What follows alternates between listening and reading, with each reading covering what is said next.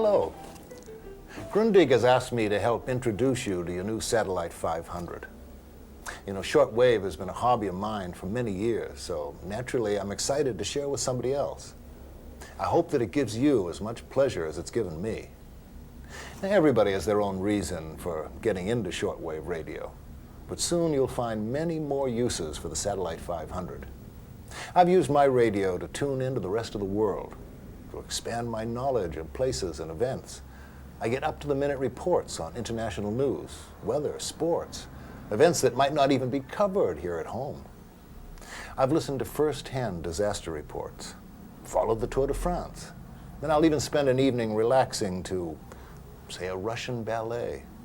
It's simply a great way to expand your worldview, to experience new cultures, hear alternative perspectives on the events that shape your life. You know, I had some friends visiting from up in Canada.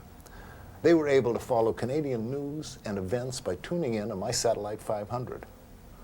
You know, some people use shortwave radio as a financial tool to monitor foreign markets and exchanges rather than waiting to get their information from a newspaper.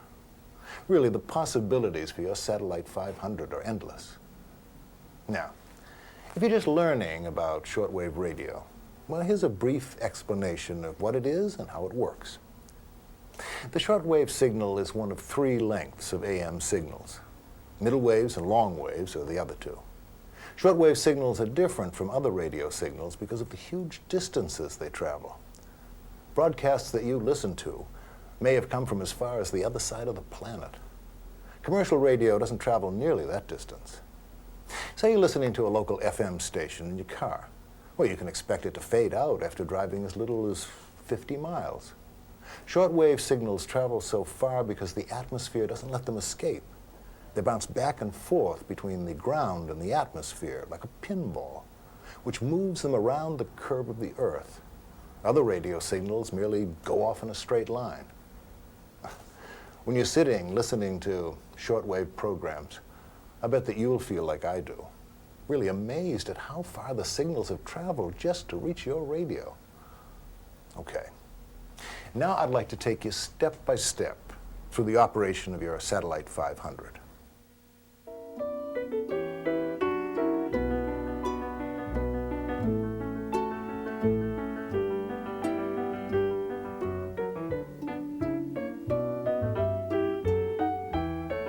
Now, like most equipment, your radio can be powered with batteries or an AC adapter. For traveling and convenience, you can use 4 D-cell batteries or NiCad rechargeable batteries, which you can buy at any radio specialty store. Now, the batteries go in the compartment at the back of the set.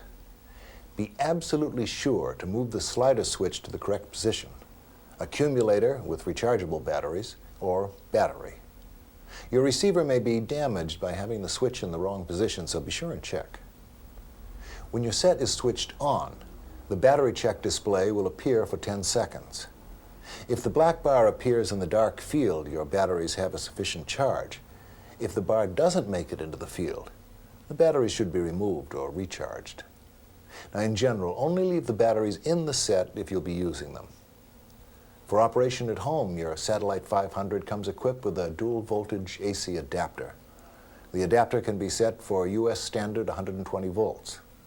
When the Satellite 500 is left unplugged or without batteries, the clock must be reset, but the stations you've stored will remain in memory.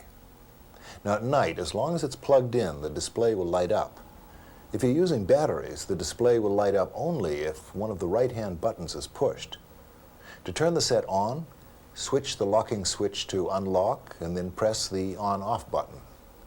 The lock button freezes all operation and keeps you from accidentally tuning out a station or having your radio turn on in your suitcase.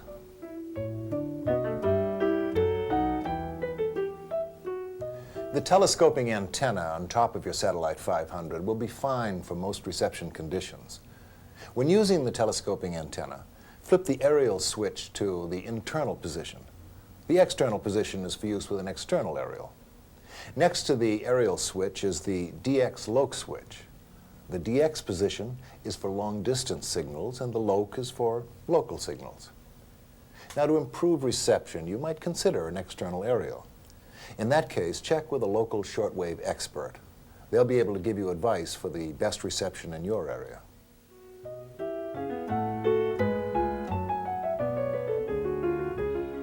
Now, whenever you turn on your radio, it will tune to the last station you were listening to. To find a new station, you can either tune manually with the tuning knob or directly with the numbered buttons if you know exactly the station you want. In either case, you need to first choose either the AM or FM mode. The AM button switches you through the long wave, middle wave, and short wave settings. The middle waves are what you normally think of as commercial AM radio. Now, when you're tuning, keep an eye on the tuning meter. It'll display the strength of your signal for the cleanest sound. To directly tune to a station with your Satellite 500, enter its frequency with the numbers pad and press the frequency M-band button. If you make an operating error, tuning or otherwise, the word error will appear in the display to let you know you've made a mistake. Check your operating manual if you're not sure what you did wrong. Now, if you know you've made an incorrect entry and want to clear it, press the clear button and start again. The whole shortwave range is divided into sections called meter bands. It's possible to enter a meter band directly instead of a frequency. Any number below 100 that's entered like a frequency is treated as a meter band. On top of your radio and on page 40 of your operating manual is a list of the meter bands used by shortwave broadcasters.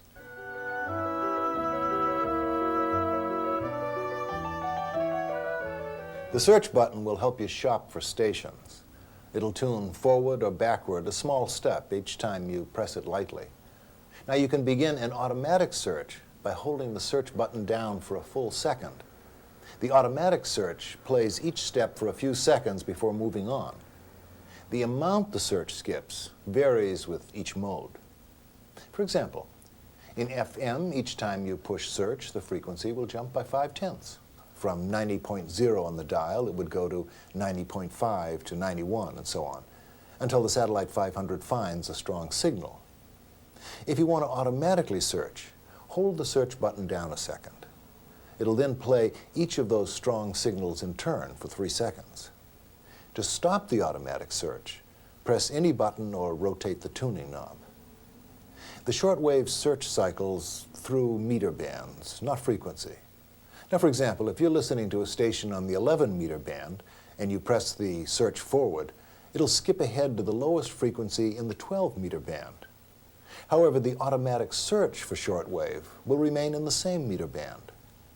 If you were to activate the automatic search in the 12 meter band, it would skip through that band in steps of 5.